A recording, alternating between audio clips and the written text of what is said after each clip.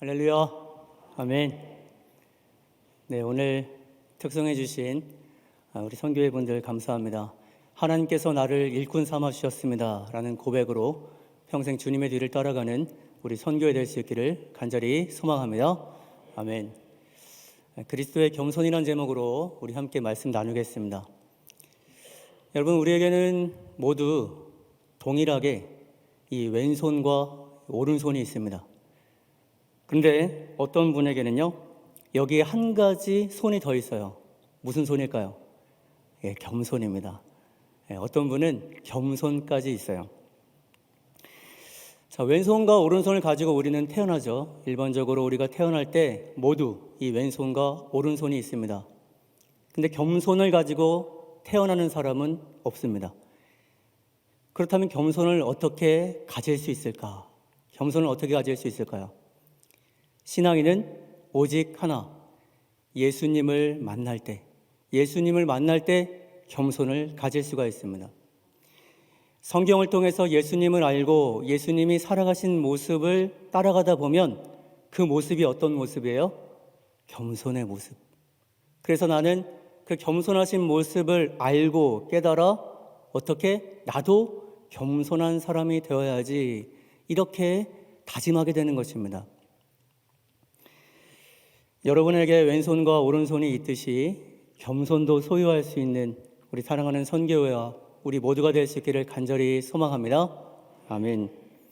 이 겸손은 아주 높은 차원의 덕목입니다. 예수님은 우리에게 겸손을 가르치시고 몸소 보이셨는데 마태복음에는 예수님께서 이렇게 말씀하십니다. 나는 온유하고 겸손하니. 예수님 안에는 무엇이 들어있어요? 온유함과 겸손함이 이미 들어 계신 것입니다. 그러니까 그 예수님을 우리가 따라 살아야만, 예수님의 모습을 알아야만 우리도 예수님의 온유함을 배우고 겸손함을 배울 수 있는 것입니다. 사실 예수님의 그 겸손함은요, 우리가 상상할 수도 없는 정말로 위대한 덕목이고, 감히 우리가 저것을 따라할 수 있을까? 이런 차원의, 아주 높은 차원의 덕목입니다. 예를 들어 보면요, 천지 창조 이야기를 먼저 해보면 주님의 그 겸손이 얼마나 위대한지를 알 수 있습니다. 하나님께서 천지를 창조하실 때 빛과 어둠, 하늘과 바다와 땅, 식물과 해, 달, 별, 새와 물고기와 육지 동물을 만드신 후에 인간을 만드시죠. 하나님이 인간을 만드실 때 무엇으로 만드셨죠? 흙으로 만드십니다. 이것이 우리가 아는 천지창조 이야기예요. 그런데 고대 신화에 보면요, 이러한 비슷한 이야기가 있습니다.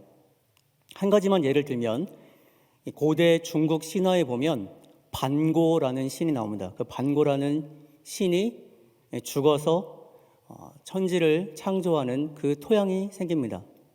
그리고 여와라고 하는 여신이 있는데 그 여신이 인간을 흙으로 짓게 됩니다. 근데 처음에는요, 아주 귀한 흙, 황토로 사람을 지어요. 황토로 하나하나 이렇게 만들어 가는데요, 여호와가 나중에 보니까 시간이 없는 거예요. 사람을 빨리 만들고 싶은데 황토로 빚다 보니까 시간이 오래 걸리고 귀찮아졌습니다. 그래서 어떻게 했냐면 황토로 지은 인간을 한쪽에 놓고 새끼줄을 구해와서 새끼줄을 진흙에 이렇게 끌고 다닙니다. 그러니까 새끼줄에 뭐가 묻어요? 진흙이 묻죠. 진흙을 휙휙휙휙 돌립니다. 그러니까 그 새끼줄에서 뭐가 떨어져 나가요? 진흙이 막 떨어져 나갑니다. 그래서 인간이 이렇게 많아졌다. 이게 바로 고대 중국 신화입니다. 여기에 두 종류의 사람이 생겼다라고 말합니다. 황토로 지은, 아주 귀한 흙으로 지은 사람은 왕이 되고 귀족이 되는 그러한 고귀한 사람들이 되는 반면에, 왜 이렇게 사람들은 비천한 사람들이 있는가? 하층민이 있는가? 진흙으로 만든 사람이 있기 때문이다. 이렇게 설명을 합니다. 뭔가 우리 성경에 나오는 하나님이 인간을 지으신 것 비슷하면서도 내용이 다르죠. 자, 성경 속에서 인간을 지은 하나님의 모습은 어떤 모습입니까? 하나님께서 자기 형상대로 사람을 창조하십니다. 그러니까 그냥 저냥 내가 재미로 혹은 귀찮아서 사람을 만든 것이 아니라 자기 형상대로 사람을 창조하시되 남자와 여자를 만드시고, 그렇죠? 그리고 생기, 숨을 불어 넣어주십니다. 그리고 살게 하십니다. 거기에 그치지 않고 하나님이 보시기에 어떻게 됐다? 좋았더라. 하나님이 보시기에 좋았더라. 하나님께서 하나님의 형상대로 사람을 창조하시고 아름답게 만드시고 그리고 사랑으로 만드시고 좋았더라, 기뻐하셨다는 것입니다. 여기에 우리가 겸손을 어떻게 덧붙여서 설명할 수 있냐면요, 하나님께서 그렇게 창조하신 여러분 한 분 한 분, 우리가 죄를 지었어요. 그래서 죄의 노예, 죽을 수밖에 없는 사람이 되었는데 하나님께서 그러한 우리 인간을 어떻게 생각하셨어요? 사랑하셔서 스스로 낮은 이 땅에 오셔서 우리를 위해 대신 십자가를 지신 것, 그것이 바로 주님의 모습입니다. 주님은 물론 전능하신 하나님이시지만 그 하나님은 우리를 사랑하셔서 어떻게 하셨다? 종의 모습으로, 그리고 인간의 모습으로 오셔서 우리를 대신하여 십자가에 달려 죽으셨다. 그것이 바로 오늘 성경이 이야기하는 그리스도의 겸손이에요. 사도 바울은 어떻게 말하냐면요, 그는 근본 하나님의 본체시나, 여기서 그는 예수님은 근본 하나님의 본체시나, 하늘 보좌에 계신 분, 그리고 하나님과 동일하신 분, 그분이었으나 하나님과 동등됨을 취할 것으로 여기지 아니하시고, 오히려 자기를 비워 종의 형체를 가지사, 자기를 완전히 비워서 종의 형체를 가졌다, 이렇게 말씀하십니다.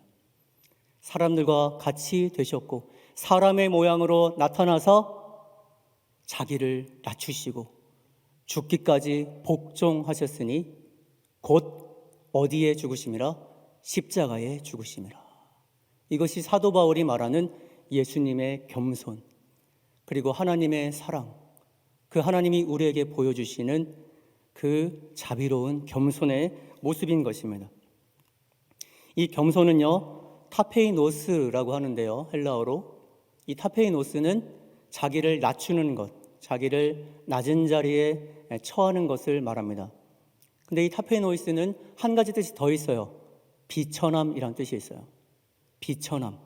비천한 사람이 되는 것, 그것이 바로 이 헬라어가 말하는 겸손입니다.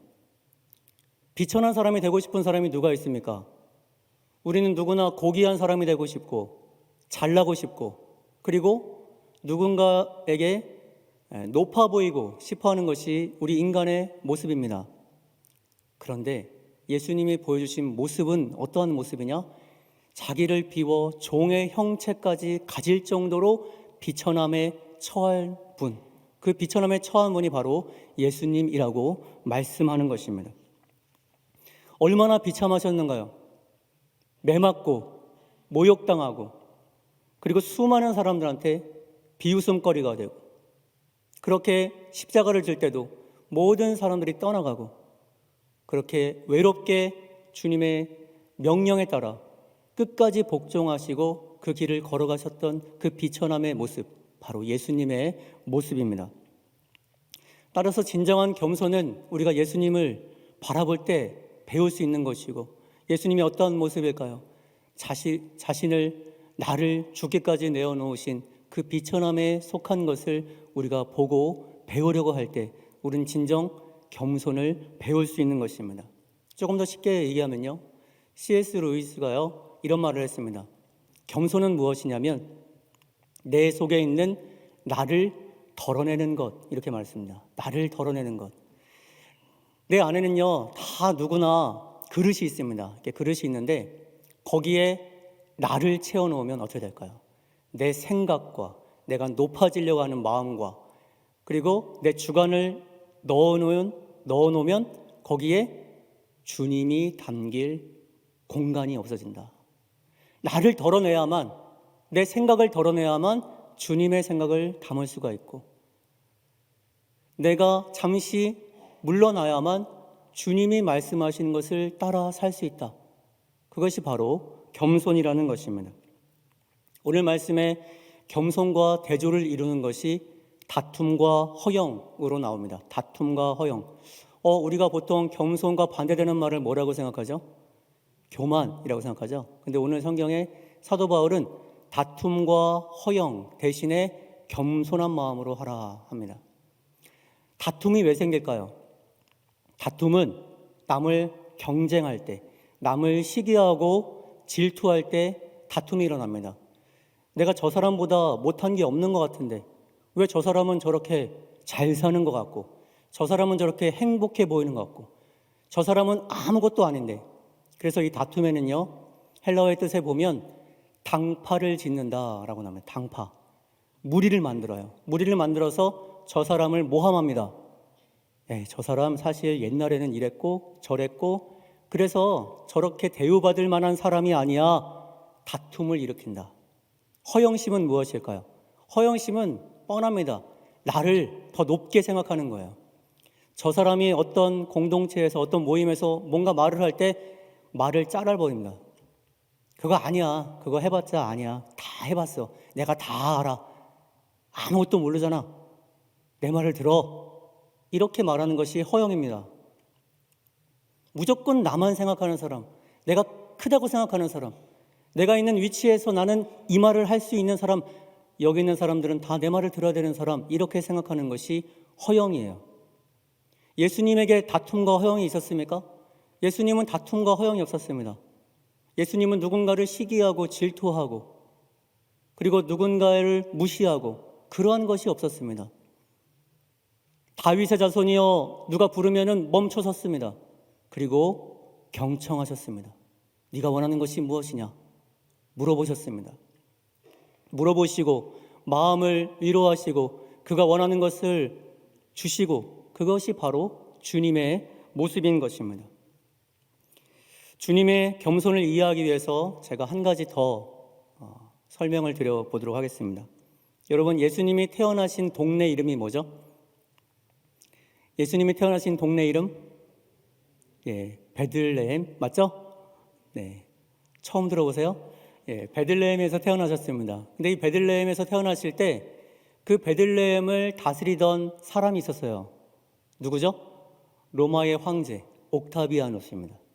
이 옥타비아누스가요, 어마어마한 사람인데 로마라고 하는 나라의 첫 번째 통치자입니다. 원래 로마는 작은 도시로 시작했는데 당시에 공화정이라고 하는 그러한 정치 체계를 자랑스럽게 갖고 있었어요. 원로원이라고 하는 300명이 어떤 문제를 결정할 때 서로 토론하고 합의하에 그렇게 해나가는 것이 공화정 시스템인데요. 나라가 커지다 보니까 삼두 정치를 시작하죠. 3명의 왕을 3명을 이렇게 골고루 배분해서 나라를 다스리게 합니다. 그때부터 이 3명의 왕들이 서로 막 싸우는 거예요. 3명의 지도자들이 막 싸웁니다. 그래서 결국 죽임을 당하기 시작하죠. 2차 3두 정치까지 마친 후에 마지막에 최후의 권력을 쟁취한 사람이 이 옥타비아누스예요. 옥타비아누스가 이제 황제의 자리에 올랐을 때 내 모든 권력은 원로원과 로마 시민에게 주겠다, 이 말을 해서 원로원이 기쁜 나머지 이름 하나를 선물합니다. 그것이 바로 아우구스투스예요. 존엄한 자, 존귀한 자라는 뜻이 있습니다.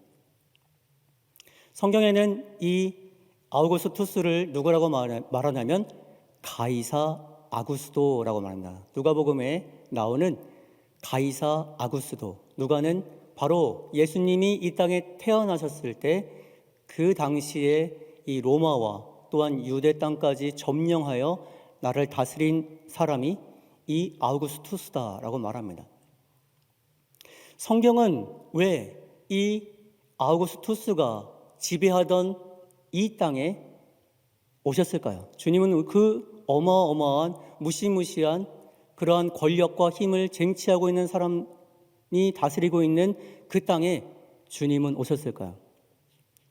주님은 바로 겸손하시기 때문입니다. 완전히 반대된 모습을 보여주시죠. 아우구스투스는 건축의 왕이라는 별명도 있어요. 그 힘과 권력을 가지고 수많은 신전과 그리고 지금도 많은 사람들이 그 성지라고 하는 곳에 가서 그 옛날에 로마라고 하는 그 거대한 나라가 만들었던 그것을 보게 됩니다. 로마 땅을 다 대리석으로 바꿀 정도로 힘과 권력을 가졌던 그 아우구스투스. 이 사람은 누가복음에 보면 어떻게 설명하고 있죠? 유아, 아이를, 2살 이하 아이를 모두 다 죽여버리는 그런 명령을 내린 사람으로 등장합니다. 세상에서 가장 존엄한 자, 존귀한 자라는 칭호를 받은 아우구스투스. 그런데 예수님은 바로 그러한 땅에 겸손의 모습으로 오신 것입니다. 당시 세상을 다스리는 키워드는 권력과 힘이었어요. 군대를 가진 자, 군 통수권자.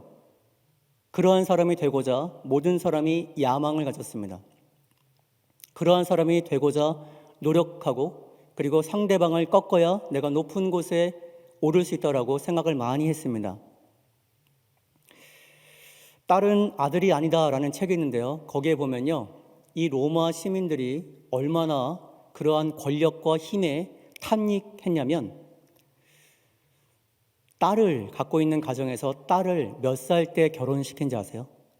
딸을 12살이면 결혼을 시켰습니다. 근데 왜 빨리 이렇게 결혼을 시켰을까요?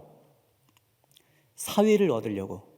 사위를 얻어야 이 아들과 같은 사위를 통해서 우리 가문이 잘 되기를, 저 아들과 같은 사위가 높은 곳에 올라가서 우리 가문이 잘 살기를 바라는 마음에 빨리 결혼을 시켰습니다.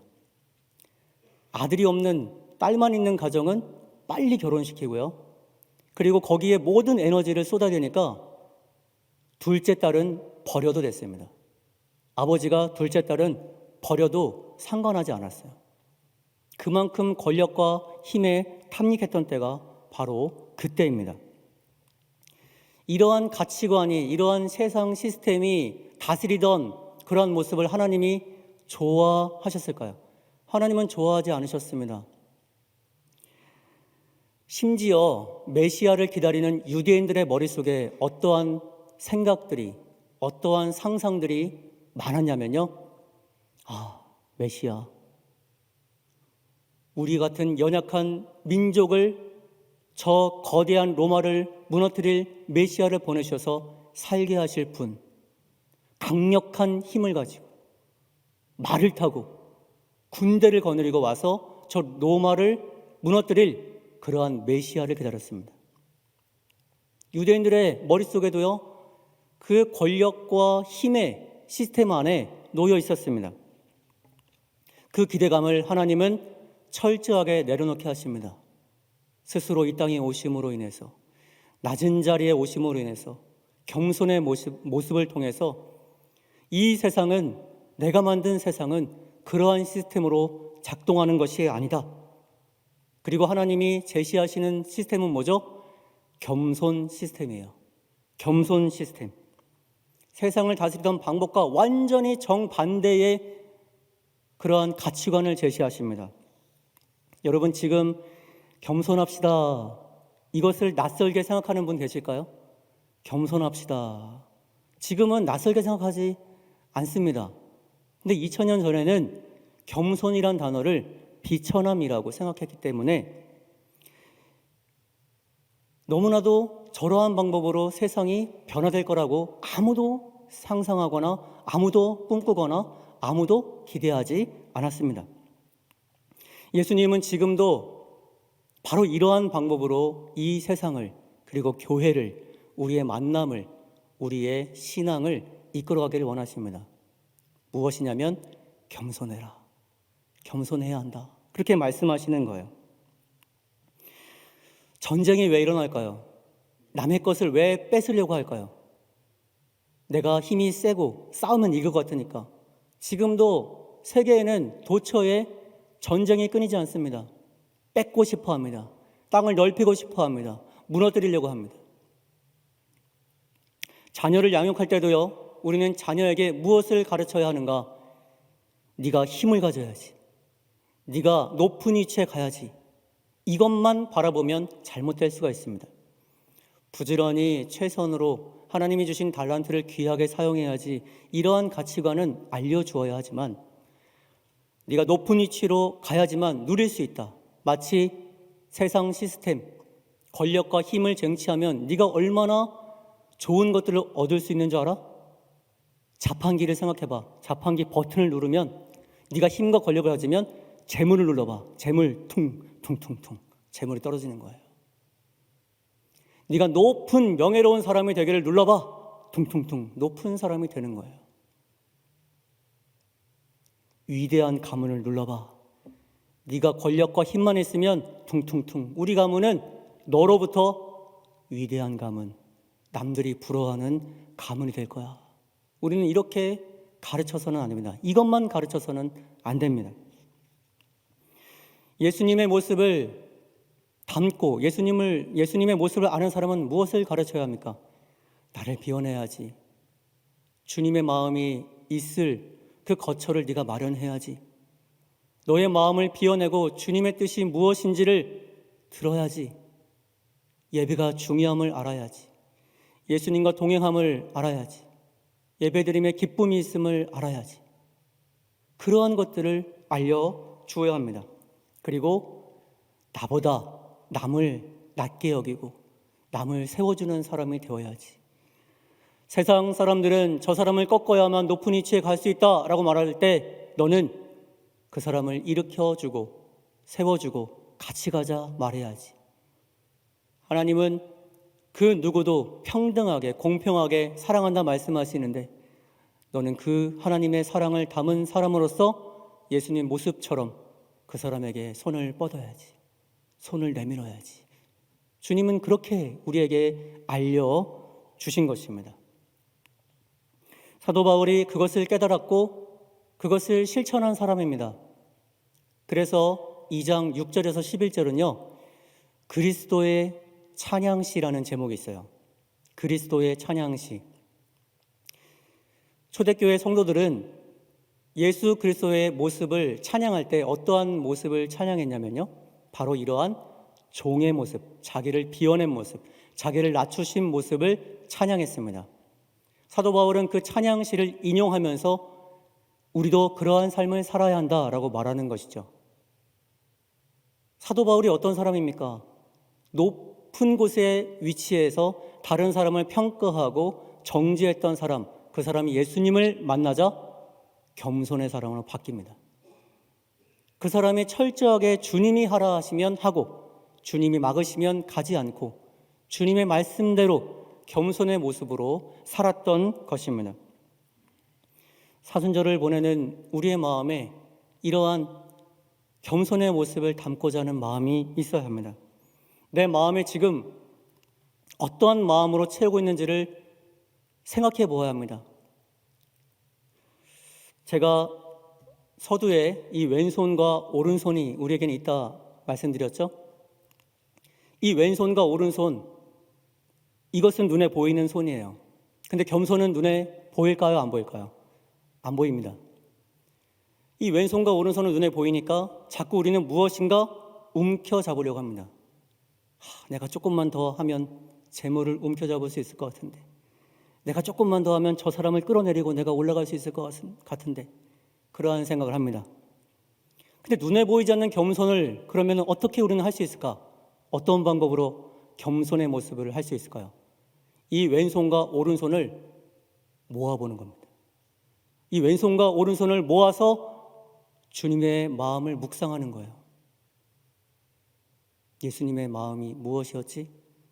기도함으로, 성경을 봄으로.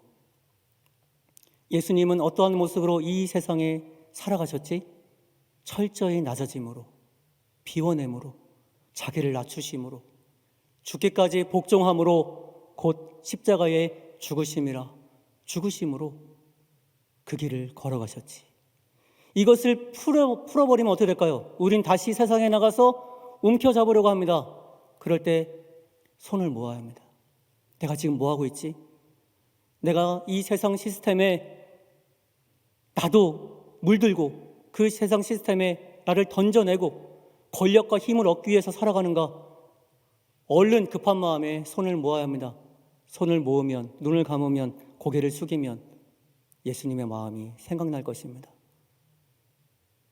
주님의 겸손, 십자가를 지고 가신 그 길, 비천한 사람, 비천한 모든 사람들을 손잡아 주시고, 점점 그것이 반복되다 보면 우리는 이제 손을 펼 때 어떠한 것을 체험할까요? 나를 잡아주시는 주님의 손길을 깨닫게 됩니다. 내가 세상의 것을 움켜잡으려고 하는 것이 아니라 주님께서 나를 손잡아 주셔서 내가 이 길을 걸어갈 수 있었습니다. 내가 십자가의 길을 걸어갈 수 있는 것은 주님이 나의 손을 잡아주셨기 때문입니다. 그러한 고백을 할 수 있는 저와 여러분 될 수 있기를 간절히 소망합니다.